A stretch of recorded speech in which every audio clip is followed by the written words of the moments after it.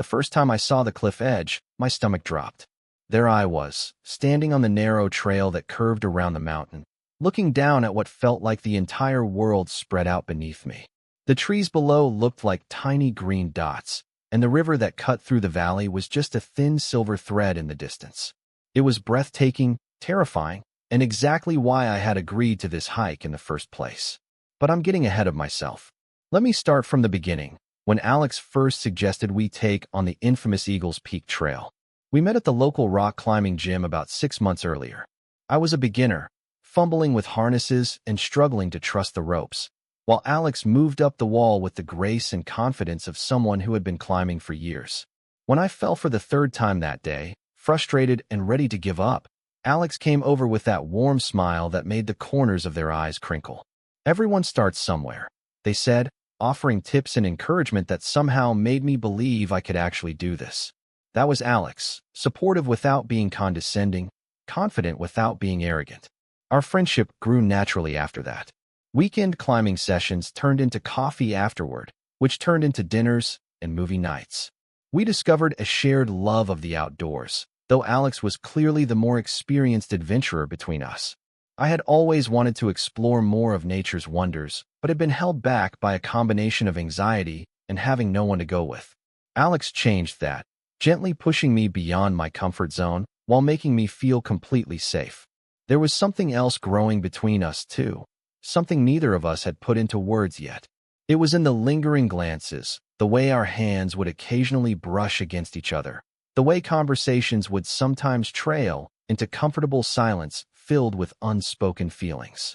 I found myself thinking about Alex at random moments throughout my day, wondering if they felt the same magnetic pull that I did. When Alex suggested the Eagles Peak Trail, known for its challenging terrain and spectacular views, I surprised myself by agreeing immediately. "It's a difficult hike," Alex warned, "with some narrow paths along cliff edges. But the view from the top is unlike anything you've ever seen." I could see the excitement in their eyes, and somehow that outweighed my apprehension.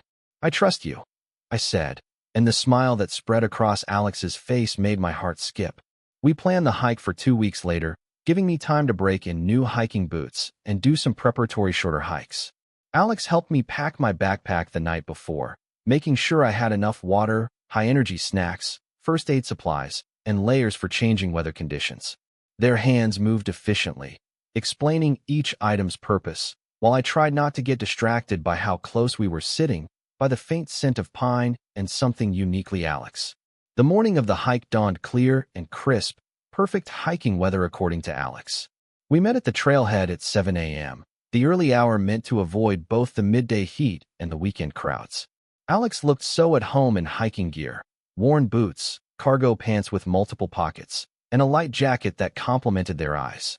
I probably looked more like someone who had just walked out of an outdoor clothing catalog, everything still new and unused.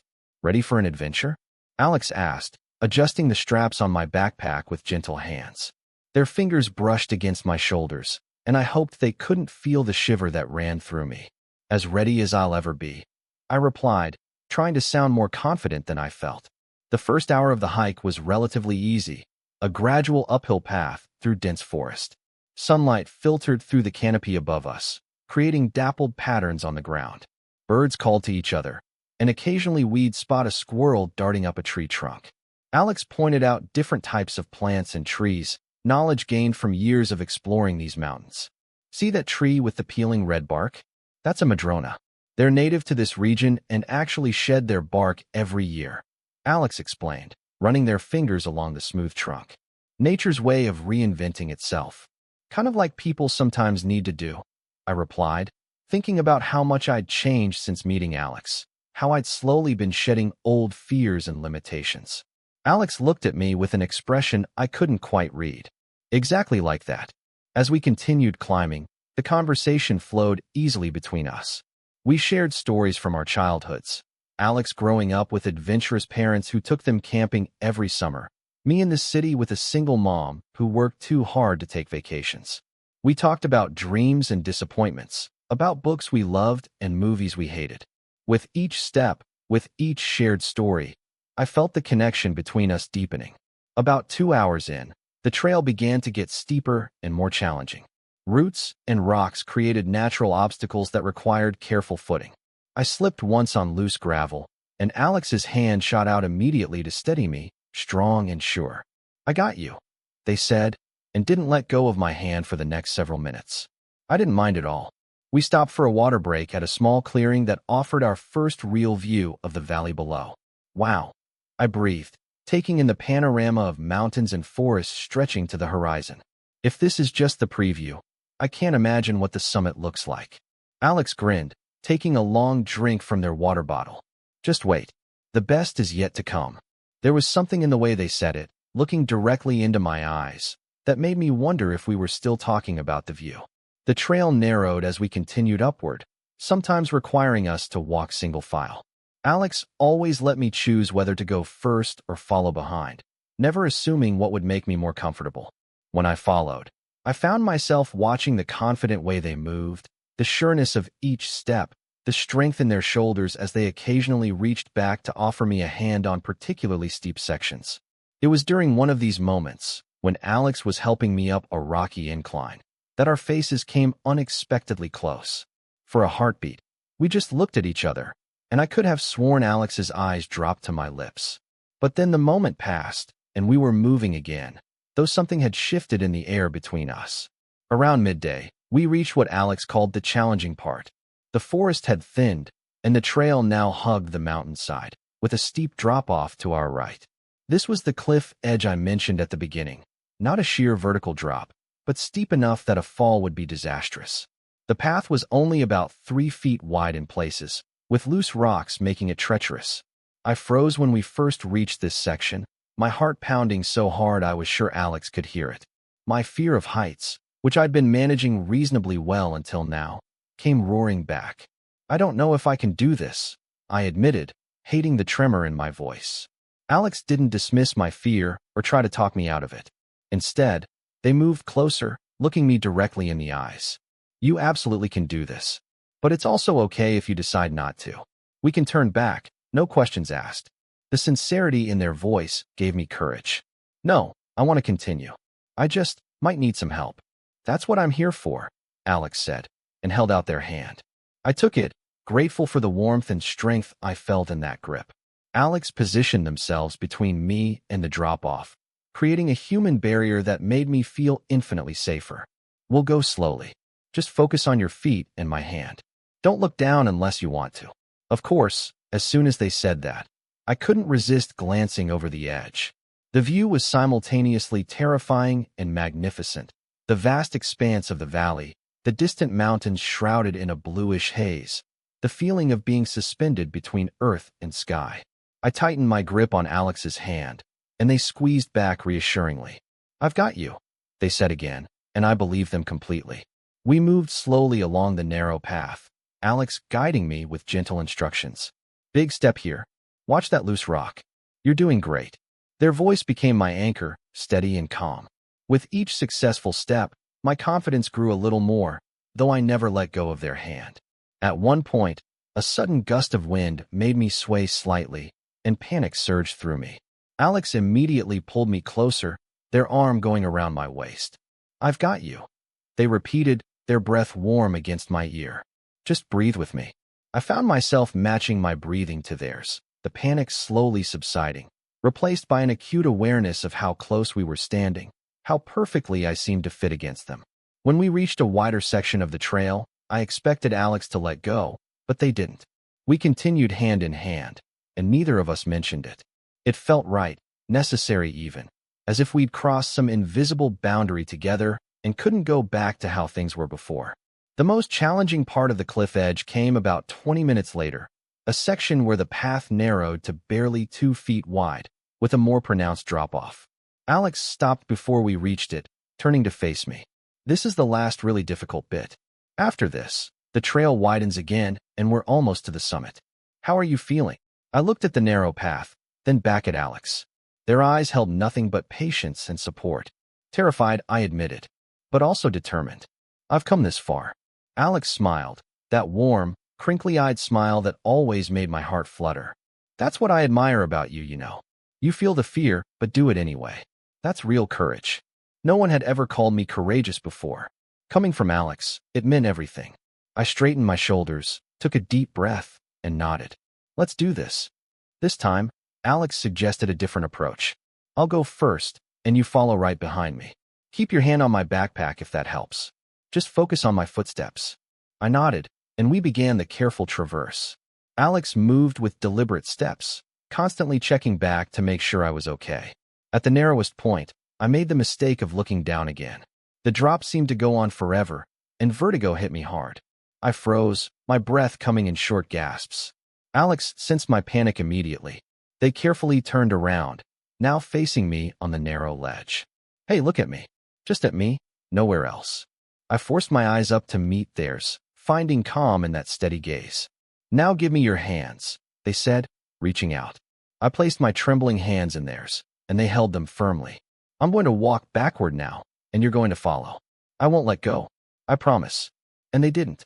Step by careful step, Alex guided me across the narrowest section, never breaking eye contact, never loosening their grip on my hands. When we finally reached wider ground, I nearly collapsed with relief.